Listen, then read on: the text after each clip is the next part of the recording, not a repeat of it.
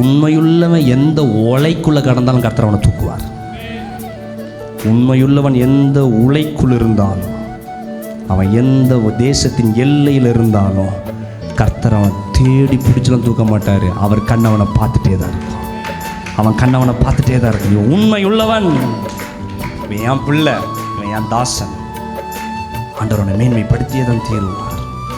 மேன்மைப்படுத்தி ஆண்டவருக்கு எவனும் ரெக்கமெண்டேஷன் பண்ண வேண்டாம். ஆண்டவரே இந்த பிள்ளைப்பா, நான் வந்து உங்களுக்கான ஜெபிக்கலாம் வேண்டாம். ஆண்டவரே இவங்களுக்காக உங்கள் உண்மையை பார்த்து அவரே தருவார்.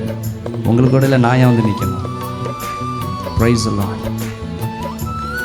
என் ஜபத்துக்கு முன்னாடி உன் ஜபம் போயிடறாங்க. என் ஜபத்துக்கு முன்னாடி யார் ஜபம் போயிடும்? ஆமாம், குளிக்க தெரியாத பிள்ளைக்கு தான் குளிப்பாட்டணும். ஜபிக்க தெரிஞ்ச பிள்ளைக்கு, ஆண்டவரை பற்றி அறிஞ்ச பிள்ளைக்கு, தெரியாத பிள்ளைக்கு தான் பாஸ்டர். தெரிஞ்ச பிள்ளைகளுக்கு பாஸ்டர் வேண்டாம். என்ன ஆமேனே.